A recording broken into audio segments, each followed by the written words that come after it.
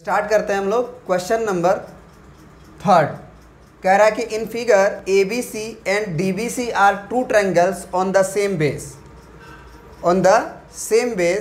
B C A B C. देखो ध्यान से, ये बेस तुम्हारा बी सी नज़र आ रहा है।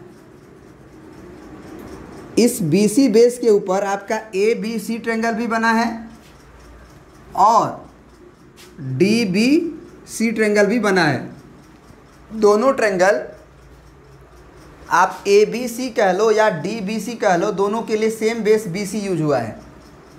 ठीक है, कह रहा है कि if A D intersect B C at O, अगर बी सी जो है और जो ए डी है वो ओ पे अगर इंटरसेक्ट कर रहा है तो प्रूफ करो कि area of triangle A B C, यानी कि ये जो ट्रायंगल आपका ए बी सी है उसका एरिया और area of triangle D B C का रेशियो जो होगा वो ए ओ अपॉन डी ओ के इक्वल होगा। यहाँ पे दोनों ट्रायंगल सिमिलर होगा नहीं, क्योंकि इन्होंने ये नहीं बोला है कि ए सी लाइन बी डी के पैरेलल है या कुछ भी, और रेशियो भी किसका पूछ रहा है आपसे। ए बी सी ट्रायंगल आप देख रहे हैं, ये ट्रायंगल का रेशियो आपसे पूछ रहा है। ये नीचे वाला ट्रायंगल जो आप देख रहे हैं ये इसके साथ आपसे एरिया पूछ रहा है। तो टेंशन लेने वाली बात नहीं है, आपको सिमिलर वगैरह देखने की ज़रूरत नहीं है। आप सिंपल सी क्या है कि आप यहाँ से क्या करो, परपेंडिकुलर ड्रॉप करो, इस पर 90 डिग्री का एंगल बनाओ। यहाँ से आप 90 डिग्री का एंगल बनाओ यहाँ पे, और जो एरियाज़ होता है ना, half into base into height लगा दो आप। तो इसको क्या बोलोगे आप, इसको मान लो P बोल दे रहे हो और इसको मान लो Q बोल दे रहे हो।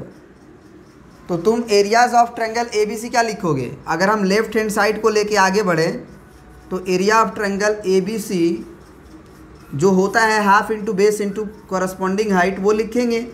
नीचे भी एरिया जो होगा उसको half into base into height लिखेंगे। तो यहाँ पे हम हाफ लिखें, बेस तो हम बी सी ही यूज करेंगे। बेस हम दोनों के लिए, दोनों ट्रायंगल के लिए बेस हम बी सी ही यूज करेंगे। लेकिन ए बी सी अगर ट्रायंगल यूज करेंगे तो उसके लिए एक हाइट क्या होगा, ए बी सी के लिए हाइट क्या होगा, ए पी होगा। तो आप ए पी यूज कर लें। और नीचे जो आप लिख रहे हैं बी सी बेस, इसके लिए हाइट कौन होगा, डी क्यू होगा। तो आप डी क्यू यूज कर लें। तो ये बी सी कट गया, हाफ हाफ कट गया। अगर हमें ये प्रूफ करना है कि this area will be A O upon D O, तो this area will be A P upon D Q आ चुका है। तो अगर A P upon D Q को हम ए ओ अपॉन डी ओ के बराबर कर दें तो हमारा काम बन सकता है। तो उसके लिए बहुत आसान है करना। कैसे, अगर आप ध्यान से देखो, ये दोनों ट्रायंगल को छोटा छोटा वाला, थोड़ा सा हम बड़ा फिगर बनाते हैं ताकि आपको समझ में आए। तो देखिए, अब देखो ये जो ए पी का और डी क्यू का रेशियो है, अगर ध्यान से देखा जाए तो ये ट्रायंगल तो सिमिलर है ना, क्योंकि ये 90 एक 90 डिग्री हो गया, एक वर्टिकल अपोजिट एंगल हो गया।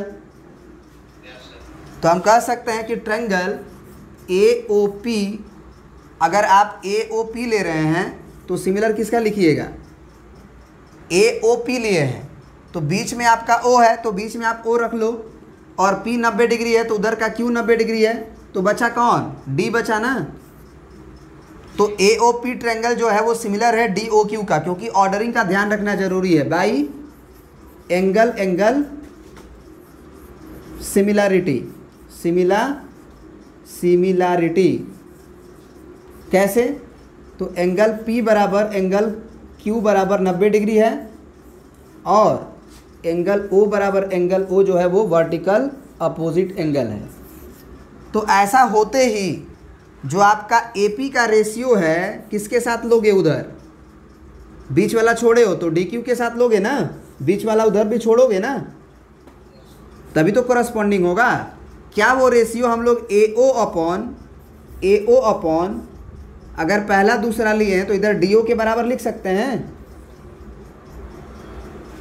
क्योंकि ट्रायंगल जैसे ही सिमिलर होता है उनके कॉरस्पॉन्डिंग साइड्स के रेशियो इक्वल हो जाते हैं। तो A P upon D Q is nothing but A O upon D O. तो तो अब ये जो इक्वेशन नंबर 1 है, इस 1 में हम क्या पुट कर देंगे, A P upon D Q का value A O upon D O.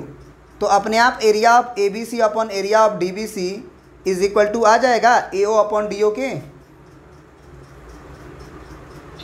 तो हो गया प्रूफ ना। तो आप लिख देना अगले स्टेप में, है ना, कि from 1 and two this area upon this area is equal to A P A O upon D O. Print कर लीजिए इसे भी।